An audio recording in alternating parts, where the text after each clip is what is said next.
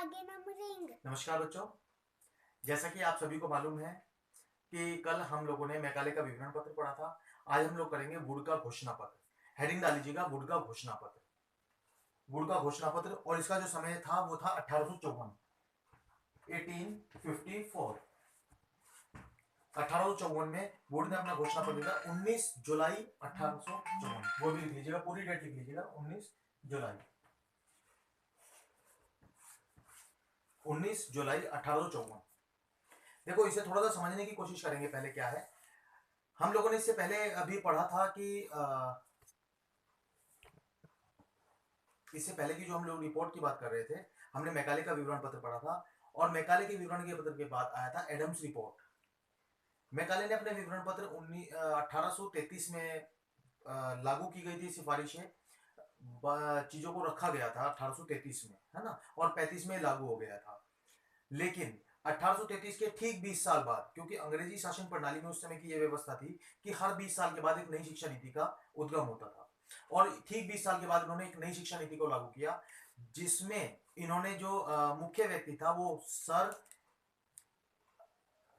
William would, उनका नाम था। सर विलियम वुड उनका नाम था, और उन्होंने 19 जुलाई को 1854 को अपना घोषणा पत्र दिया, जिसे वुड का घोषणा पत्र कहा जाता है। इन्होंने अपने घोषणा पत्र में क्या दिया, जैसे कि मैकाले ने अपने विवरण पत्र में दिया था।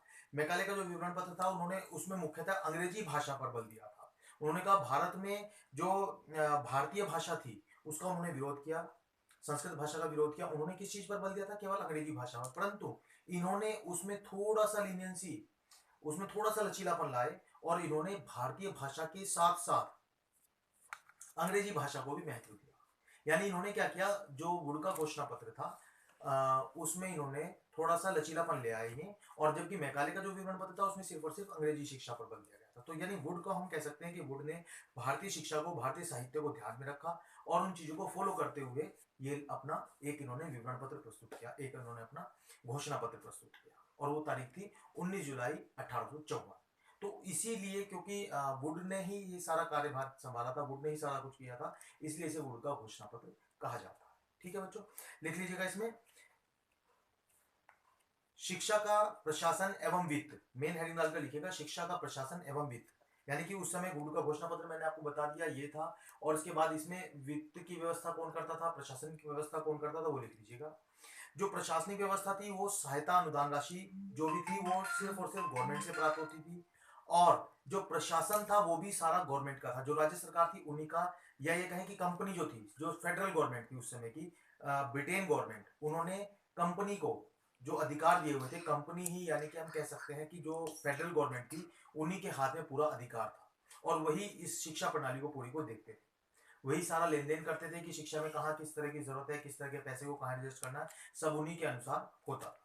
ठीक है बच्चों, इसके बाद हेडिंग डालिएगा शिक्षा का संगठन। शिक्षा का संगठन, शिक्षा के संगठन की बात करते हैं तो इन्होंने शिक्षा का संगठन को 5 स्तरों में अलग अलग ढंग से डिवाइड किया है।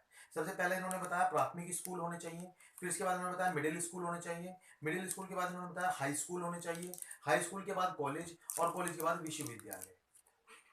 ठीक है जी, ये 5 स्तरों पर इन्होंने स्कूल की व्यवस्था को बताया है, और 5 स्तरों के आधार पर इन्होंने बताया कि बच्चों को शिक्षा मिलनी जरूरी है, इसी क्रम में बच्चों को शिक्षा दी जाएगी। इसके बाद हेडिंग डालिएगा शिक्षा के उद्देश्य, कि इनके अनुसार शिक्षा के कौन कौन से उद्देश्य थे।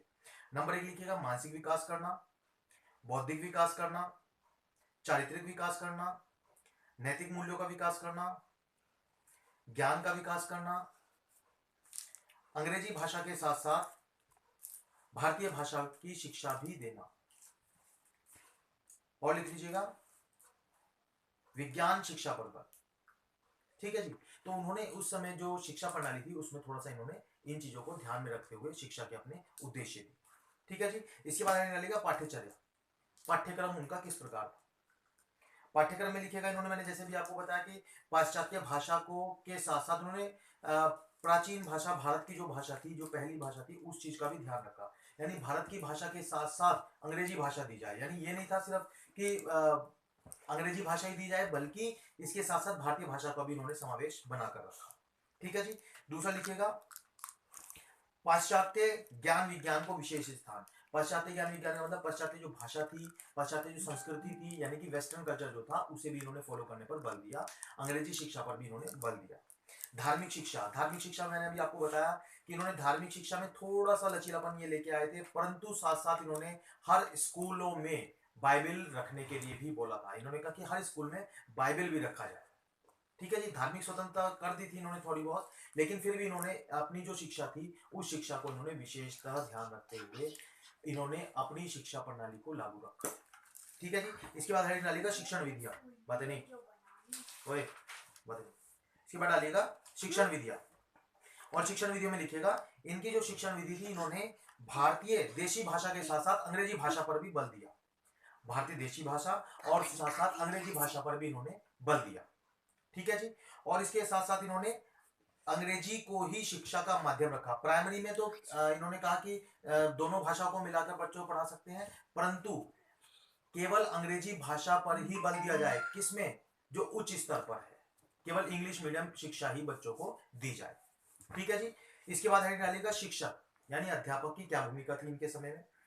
अध्यापक का स्तर ऊंचा उठाने के लिए इन्होंने विशेषतः बल दिया। इन्होंने कहा अध्यापक को एक आकर्षक वेतन दिया जाए, उन्हें स्कॉलरशिप दी जाए। जब उनकी ट्रेनिंग चलती हो तो उस दौरान भी उन्हें कुछ ना कुछ वेतन दिया जाए, कुछ ना कुछ सैलरी दी जाए, कुछ इंसेंटिव दिया जाए या छात्रवृत्ति दी जाए, है ना, जिससे अध्यापक मोटिवेट होकर और ज्यादा अच्छे से पढ़ाई कर सके, तभी शिक्षा अच्छी दी जा सकती है। इसके बाद इन्होंने शिक्षार्थी यानी छात्र के बारे में कहा। छात्र के बारे में इन्होंने ये कहा कि जो छात्र निर्धन है, गरीब है, उन लोगों के लिए छात्रवृत्ति की व्यवस्था की जाए, तभी हम शिक्षा को आसान और अच्छा बना सकते हैं। इसके बाद लिखिएगा, आप इसमें हेडिंग डालकर लिखिएगा जन शिक्षा। जन शिक्षा, जन शिक्षा की व्यवस्था के बारे में इन्होंने अपने कुछ पॉइंट्स दिए हैं। जन शिक्षा में इन्होंने कहा है, बेटे नहीं छेड़ना, साइड बैठो।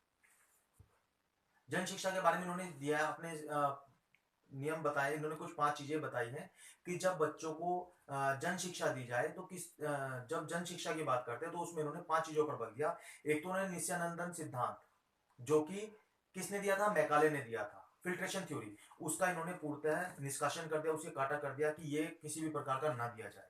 ठीक है जी, नहीं बेटे। इसके बाद इन्होंने प्राथमिक शिक्षा में माध्यमिक स्कूलों में वृद्धि की जाए, कि प्राथमिक स्तर पर जो स्कूल है माध्यमिक स्कूलों की वृद्धि की जाए। बंद कर देगा।